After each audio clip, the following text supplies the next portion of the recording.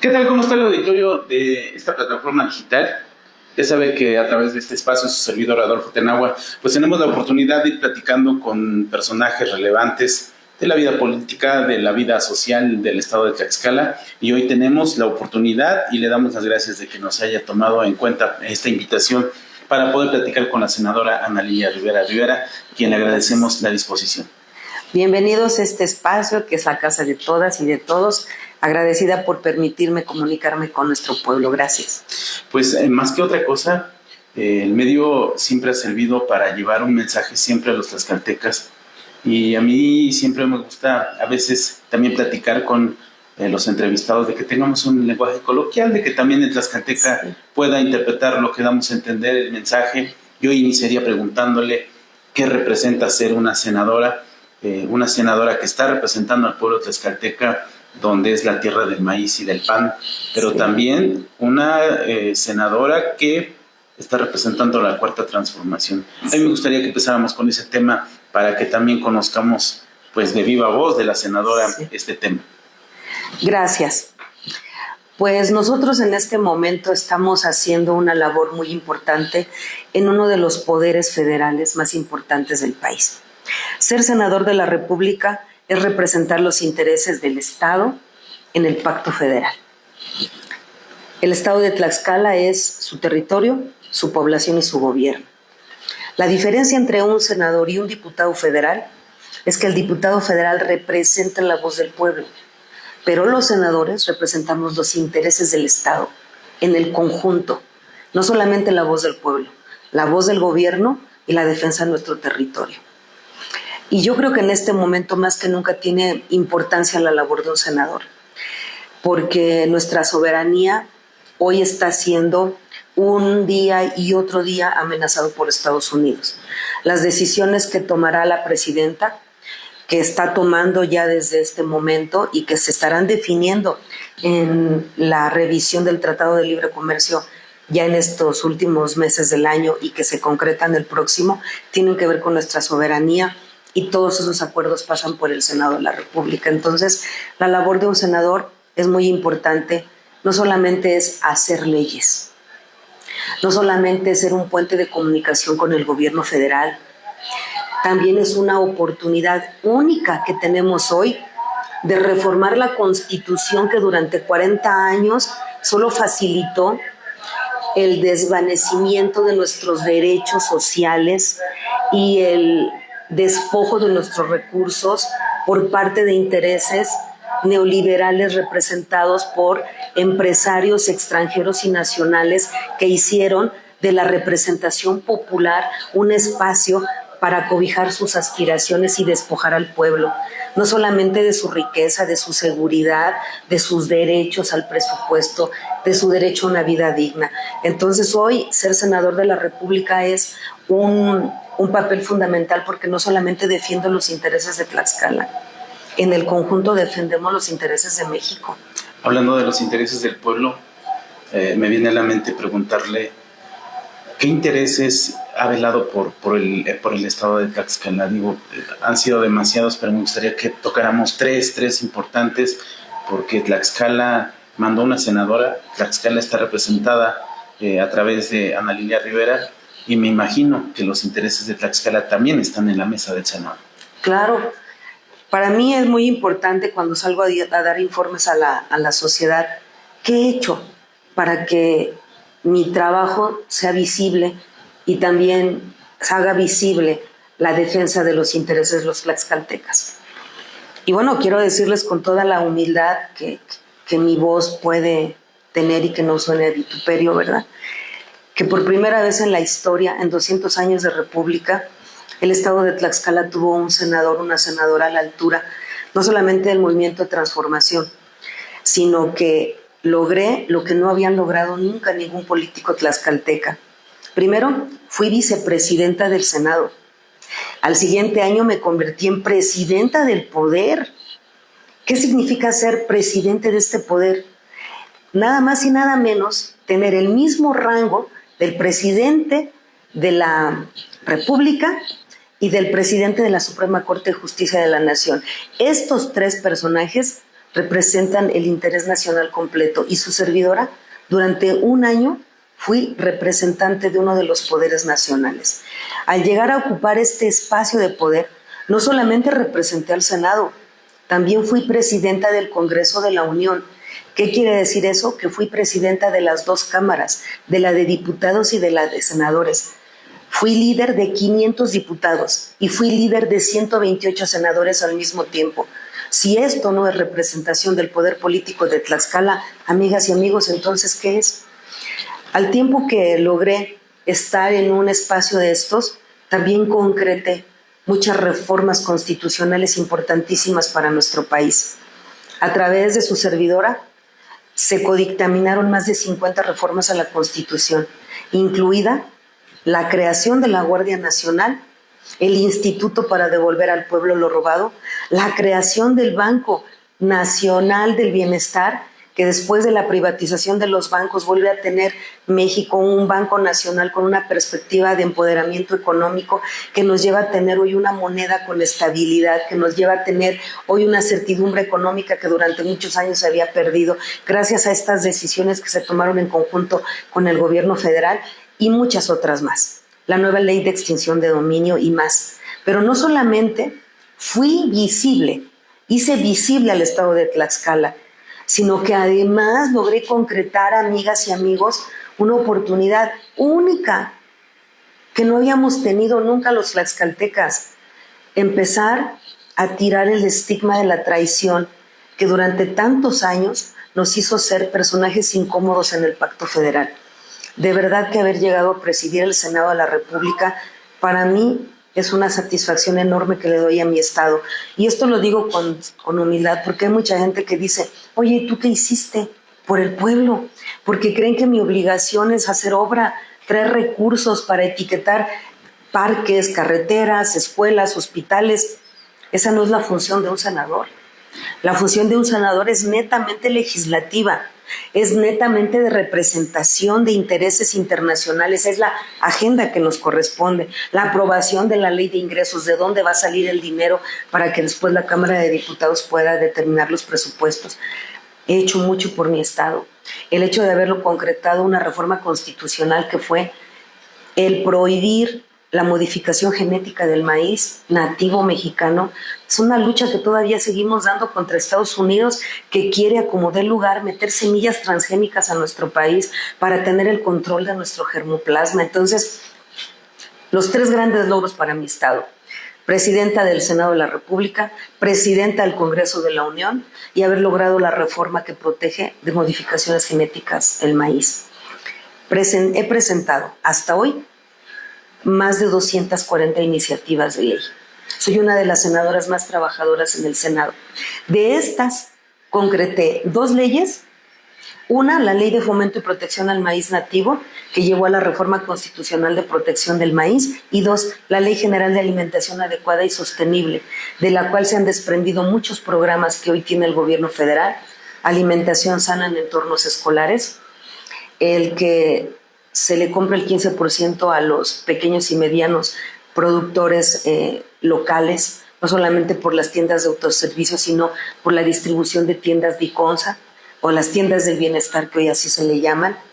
Logramos, a partir de la visibilidad de esta Ley General de Alimentación Adecuada y Sostenible, que me hayan dado el reconocimiento de heroína de la alimentación, la única que logró en todo el continente americano un reconocimiento como este.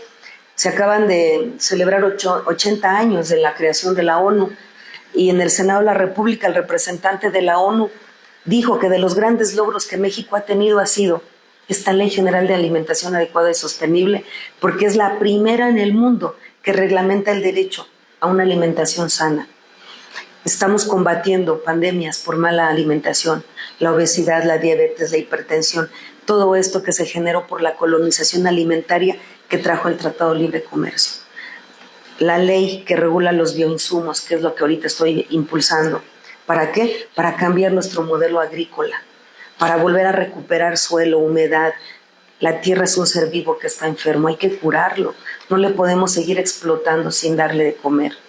Y también la prohibición de plaguicidas, que es otra de las luchas que he llevado durante tantos años, que hoy acompaña un decreto de nuestra presidenta, que ya declaró prohibidas 35 moléculas de plaguicidas altamente peligrosas, pero ahora lo estoy convirtiendo también en ley. El haber pedido la nacionalización de las tierras raras y el silicio para acompañar la nacionalización del litio como minerales estratégicos que Estados Unidos quiere controlar, que es lo que ahorita está llevándolo a tener intervenciones en países donde estos recursos son vitales para ya el presente y futuro de un mundo energético sin combustibles fósiles. Entonces, muchas más reformas yo les podría decir, pero se han concretado de estas importantes dos. Están en el camino dos más, que es la de regulación de bioinsumos, prohibición de plaguicidas, y la primera ley que presenté, que mucha gente no lo tiene en su mente, porque me identifican mucho con las causas del maíz y de los derechos indígenas y culturales. Claro que sí, pero mi defensa del maíz ha sido en contra de la dominación comercial de patentes que quieren arrebatarnos esta riqueza que es del pueblo. Eso me llevó a hablar con muchos científicos y conocer de biotecnología. Mi primera ley que yo presenté en el Senado fue la Ley de Ciencia, Tecnología y Humanidades, que llevó a la creación de la nueva Secretaría de Ciencia y Tecnología y Humanidades. Fui la primera en proponer que las humanidades también son ciencia, y que la ciencia sin humanismo no es ciencia, es negocio. Y entonces, soy una persona en el Senado y en el ámbito académico, científico, muy respetada por mi trabajo, porque yo soy una mujer que estudia, que lee y que cuando se compromete con los temas avanzan. Entonces, creo que he hecho un trabajo muy digno para mi estado. He tomado la tribuna entre comisiones y el pleno más de 200 veces. Entonces, pues aquí estamos. Senadora, acaba de regresar de Roma. El tema fue el Metepantle. Coméntenos al respecto. Sí, para mí yo creo que es otro de los grandes logros que hemos concretado para el Estado. Vivimos tiempos que ya no van a cambiar. La llegada del cambio climático nos va a obligar a modificar nuestro modelo civilizatorio de organización y de desarrollo. No podemos seguir contaminando los ríos, no podemos seguir sobreexplotando la tierra, no podemos seguir produciendo con contaminación, porque todo eso ya está repercutiendo en contra de nuestros pueblos. De nada serviría reconstruir ciudades que el próximo año, ante sequías o aguaceros torrenciales, van a volver a ser destruidos. Tenemos que cambiar y tenemos que aprender que haber faltado el respeto a la naturaleza, hoy la estamos pagando muy caro y lo pagarán las próximas generaciones más. Producir alimentos en condiciones de cambio climático es muy difícil. Tenemos que prepararnos y eso nos llevó a Naciones Unidas desde 2011 a identificar sistemas agrícolas que hayan resistido, primero, la revolución industrial, lo que se llamó la revolución verde en el campo, y que hayan resistido al cambio climático, que se estén adaptando al cambio climático. Estos sistemas agrícolas se tienen que documentar. Hay una convocatoria que cada año saca Naciones Unidas a través de la FAO. Si tú cumples con todos los requisitos técnicos que se establecen en la convocatoria, puedes participar. Se abre un consejo multidisciplinario mundial. Estos consejeros analizan qué sistemas cumplen con requisitos y una vez que son evaluados, se determina cuáles adquieren el grado de sistemas importantes agrícolas patrimonio del mundo. Nosotros iniciamos el estudio del Metepantle en el estado de Tlaxcala desde el 2020, pero viene la pandemia y pues nos detiene porque ya no podíamos salir a hacer un trabajo en el campo como nos hubiera gustado. En realidad fueron 5 años de estudio para poder identificar primero qué es el sistema, porque el Metepantle no es solo hacer jagüeyes, el Metepantle no solo es sembrar maguey, el Metepantle es un sistema que tiene que acompañar terrazas con zanjas, con el sistema milpa, y luego nuevamente zanja, y luego nuevamente terraza, y en las terrazas va plantado el maguey alternado con árboles frutales, y en las zonas bajas la construcción de los jagüeyes donde se reciben los humedales. Ya puede ser exceso de agua o que puede ser la poca que se va filtrando y que se va acumulando en zonas bajas donde hay otro sistema de vida. ¿Por qué es megadiverso el Metepantle? Porque ya de por sí el maguey tiene una diversidad de oportunidades de sobrevivir en condiciones de mucho calor. El maguey te va a dar humedad, aunque no llueva, porque en las madrugadas va a captar el rocío y lo va a llevar a la raíz y va a mantener humedad, aunque no haya agua. En el centro acumula agua, el aguamiel, aunque no hay agua. En épocas muy difíciles nuestros pueblos, ante la sequía, se secan los jagüeyes, no hay agua en las barrancas. ¿De dónde tomaban agua? Del corazón del maguey.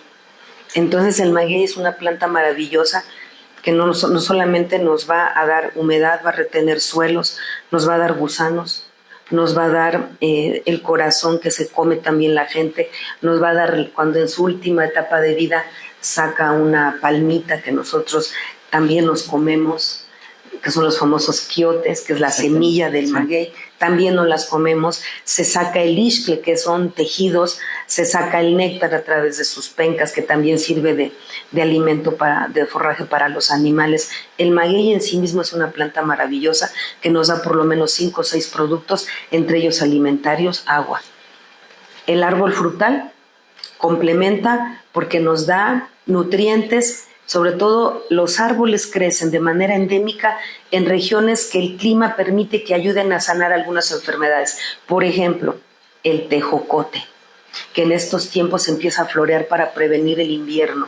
Es amarillo porque es el más rico en vitamina C y este crece en las zonas más frías. Pero también el metepantle lleva el capulín en junio, pero también el metepantle lleva la pera miel, sobre todo en Españita, en Calpulalpan, en todas estas regiones, pero también lleva la manzana, pero también lleva el durazno oro en Alzayanca, y la fruta también te da otra diversidad de alimentación, pero sobre todo floración.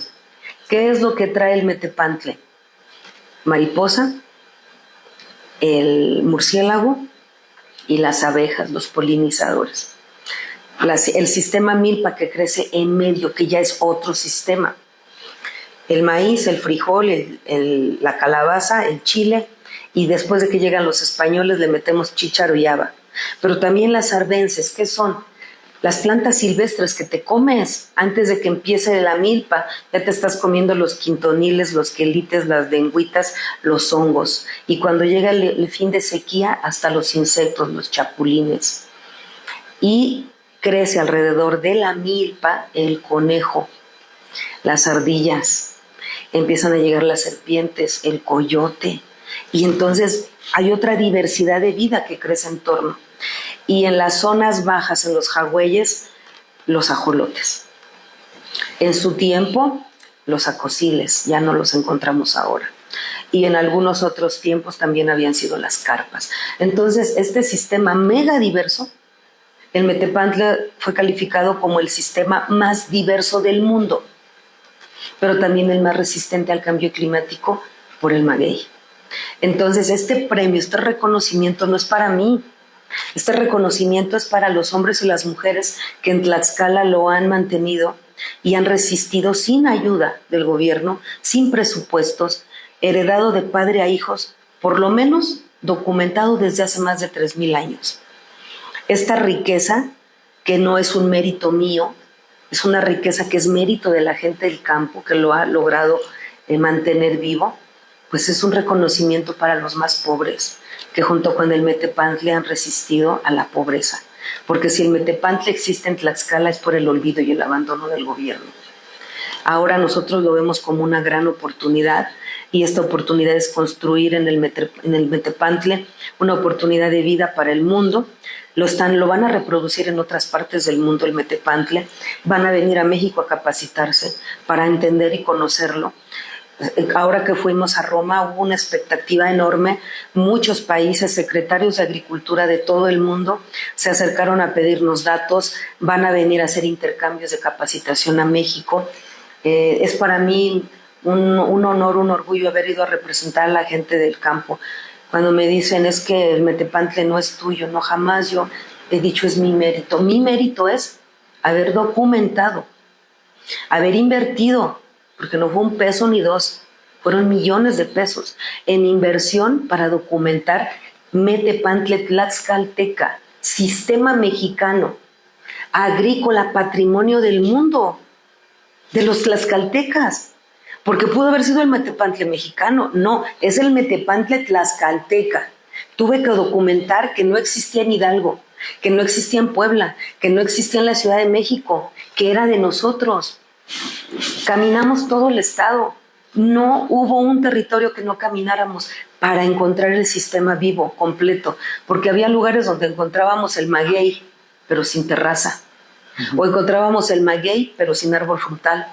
O encontrábamos el maguey, pero sin canales. O encontrábamos el maguey, pero sin jagüeyes. Estaba incompleto, pero sí logramos encontrarlo en algunas partes, en el 13% de territorio de nuestro estado de Milpa, encontramos el 13% del Metepantle vivo.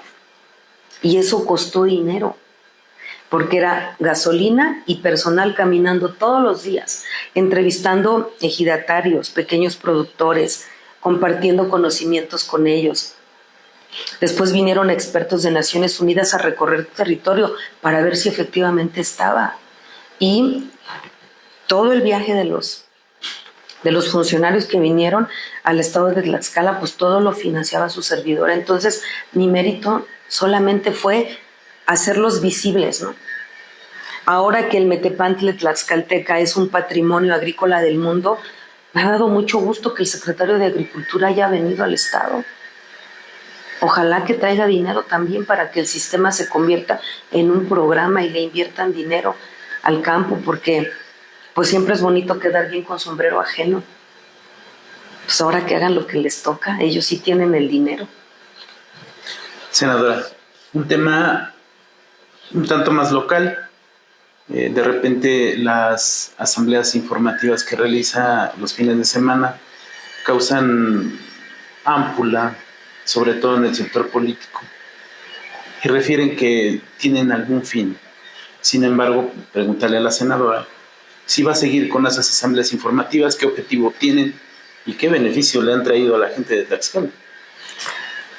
Bueno, para empezar, para quien no me conoce, podrán pensar que yo ando en la calle porque algo quiero, pero para quien me conoce sabe que desde que iniciamos la formación de Morena en el país, Andrés Manuel López Obrador nos enseñó a salir a la calle y a hacer asambleas informativas. A la gente hay que informarle. La política no es cosa de los políticos, la política es cosa de todos y de todas. Si antes, sin cargo, hacía actividad pública en la calle, cuando no hacía reuniones campesinas a través de ferias de organización comunitaria, estaba yo en las plazas públicas informando sobre las reformas que estaban impulsando en el último proyecto neoliberal con Enrique Peña Nieto. Estaba yo informando de lo que era Morena, para qué queríamos un nuevo partido. Durante los años que llevo como senadora, no he dejado de trabajar un solo día haciendo asambleas informativas. ¿En qué va el proceso de transformación? Hoy, como senadora por reelección, estoy hablando del segundo piso de la Cuarta Transformación. ¿Qué significa? Estas asambleas, ¿qué objetivo tienen? Apoyar a nuestra presidenta Claudia Sheinbaum, quien ha ido a las asambleas informativas que hago.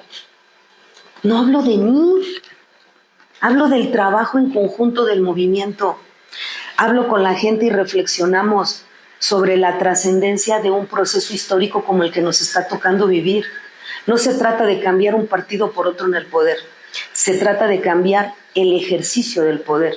Esa es la revolución de las conciencias. Tlaxcala ha vivido alternancia de partidos desde hace muchos años en el poder. El que cambie un partido en siglas en el gobierno no implica que el gobierno cambie. Va a cambiar cuando los ciudadanos se informen y participen libremente en los procesos electorales democráticos de México. donde los fraudes electorales ya no sean la constante, el acarreo, la manipulación, el manejo de los presupuestos de las instituciones, el que las oligarquías mantengan privilegios disfrazados de democracias. Lo que yo salgo es a proteger nuestro movimiento y lo que yo salgo es a decirle a la gente, pues este proceso no lo hemos ganado. El segundo piso, el que la presidenta le ha llamado a su gobierno, nos indica que seguimos construyendo o reconstruyendo a México. ¿Y por qué estas asambleas, que incluso ustedes pueden ver las convocatorias o la lonita que pongo a mis espaldas a las asambleas que hago? Las asambleas dicen asamblea informativa en apoyo a la doctora Claudia Sheinbaum, a la presidenta Claudia. Y mucha gente puede decir, ¿y qué apoyo necesita? Ya es presidenta. ¿Y qué apoyo necesita si tiene el 71, 78% algunas encuestas de apoyo? Pues claro que necesita apoyo a la presidenta de México, porque conforme se profundiza la transformación en México, quienes se ven agraviados porque pierden fueros y privilegios, reaccionan de manera feroz utilizando los medios de comunicación masivos, corporativos, que con los poderes fácticos se han aliado desde hace muchos años para desprestigiar, atacar, denostar, ofender, calumniar, impulsar campañas de golpes blandos para que termine el pueblo de México cambiando su perspectiva o su posición respecto del proceso de transformación que vive México. Entonces yo cuando voy a estas reuniones les digo, ¿cuáles son los retos que enfrenta la presidenta? Profundizar la transformación en México, enfrentar al gobierno racista de Donald Trump, defender nuestra soberanía, combatir desde nuestros espacios individuales y familiares la violencia, involucrarnos en la vida pública de México. A eso salgo. Estoy haciendo ahorita, en los próximos días voy a hacer mi informe de actividades legislativas. Y en estas asambleas, al tiempo que reflexionamos sobre este proceso de transformación, el papel que tiene que jugar la sociedad, involucro las reformas que hemos aprobado. La reforma al Poder Judicial, la reforma al artículo 2 que le concede plenos derechos a los pueblos originarios, por primera vez presupuesto, identidad pública, política, económica. Hablamos sobre las reformas trascendentes de nacionalización del ferrocarril nuevamente en México, sobre la recuperación de 2 empresas nacionales, Comisión Federal de Electricidad y Pemex. Hablamos sobre estas nuevas leyes que estamos impulsando para que la extorsión sea un delito grave con prisión preventiva oficiosa y que tenga una penalidad a nivel nacional que no diferencie estado por estado, sino que tengamos una misma sanción para que podamos enfrentar este flagelo tan grave. Hablamos sobre las reformas a la ley de amparo, escucho a la gente. Para quienes han ido a las asambleas informativas que realizo, duran por lo menos 3 horas cada una. Yo hablo en un primer momento, les pido permiso y después les pido que ellos hablen. Si yo hablo 1 hora, ellos hablan 2 horas. Y luego al último doy audiencia pública. Yo me voy hasta que se va el último tlaxcalteca de estas asambleas. Siempre soy la última en irme, siempre atiendo a todos, porque no tienen ellos que venir a verme, soy yo la que los tengo que ir a ver. Y entonces estas asambleas que en este mes voy a hacer más de 1000 asambleas informativas. De verdad, Adolfo, yo no me he encontrado a nadie trabajando como yo en el campo, a nadie. Yo veo que habemos muchos morenistas en Tlaxcala, pero hablando del proceso de transformación de México, del apoyo que requiere nuestra presidenta, a muy pocos. Todos queremos quedar bien con el discurso, pero en los hechos, construir movimiento es despojarte de tu banalidad, es humildad, es servicio y es sacrificio, porque yo estoy consagrada a mi labor. De verdad yo no tengo familia, Adolfo. Yo no voy a fiestas, yo no tomo, yo no fumo, yo no tengo vicios, yo tengo una vida muy modesta, yo no tengo guardaespaldas, yo no tengo privilegios. Yo trabajo y trabajo y trabajo y trabajo, porque si mi presidenta y mi presidente en su momento se entregaron con fervor al pueblo y mi pueblo volvió a confiar en mí, la única manera que yo tengo de devolverles lo que me ha dado mi pueblo es entregándome en cuerpo y alma. Y para mí las labores de las asambleas informativas es lo que me nutre. Yo no me canso. Yo te aseguro, Adolfo, que mi equipo termina desesperado viendo a ver a qué horas ya me subo a mi carro para irme. Pero soy la última, y el que me quiera seguir el paso y el que no vayas a su casa, aunque me quede yo solita. Pero yo no me canso, no me canso. Oiga, acá en Tlaxcala, ¿qué papel juega en Morena? Pues no solamente en el estado de Tlaxcala. Soy uno de los pilares del movimiento a nivel nacional, junto con la presidenta Claudia Sheinbaum y otros grandes mexicanos que han contribuido en la construcción del movimiento. En el caso de Tlaxcala, yo soy un pilar moral de mi movimiento. Y soy un pilar moral no solamente porque fui constructora de este partido, sino porque con mis actos y con mi trabajo pruebo que es posible tener una vida ética y política al servicio de la gente, y que tengo la voz y la calidad moral para señalar los desvíos en el ejercicio del poder en nombre de Morena. Esa calidad moral que tengo y que he cuidado durante toda mi vida es la que me hace ser un ente protagónico del movimiento en el Estado, porque tengo calidad moral para señalar, porque tuve el privilegio de caminar 29 años en la formación del proyecto que hoy pretende democratizar profundamente a México, porque estoy consciente del proceso histórico que me ha tocado vivir, y como el liderazgo con el referente moral que soy y que tengo conciencia que represento, me obliga a ser un personaje incómodo para muchos. Claro. Para terminar, senadora, la última pregunta. ¿Cómo avisora el estado de Tlaxcala con Morena para el 2027? ¿Cómo lo ve para el 2027? Conozco muy bien a mi pueblo y escucho a la gente, y sé que el pueblo de Tlaxcala está listo y preparado para seguir luchando por la transformación de su estado. El pueblo de Tlaxcala cree en sí mismo, y para mí eso es lo más importante. El pueblo cree que puede, el pueblo cree que es el poderoso, y el pueblo cree que es el que manda. Y eso implica que en el 2027 Morena va a ganar las elecciones en el estado de Tlaxcala. Morena va a tener hombres y mujeres comprometidos con la presidenta de México para seguir impulsando el legado que nos dejó Andrés Manuel López Obrador. Y pese a las diferencias que puede haber en la construcción de las candidaturas que siempre llevarán a los grupos y a las personas a la confrontación, yo vislumbro el 2027 en unidad. Pasados los procesos internos, Morena va a ser un movimiento poderosísimo en el Estado, y todos los grupos van a coincidir, porque puede haber aspiraciones legítimas personales, pero ninguna será más grande que el seguir apoyando a nuestra presidenta en la construcción de este segundo piso.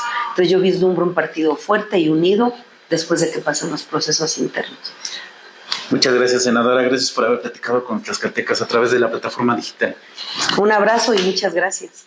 Que tengan todos un excelente día.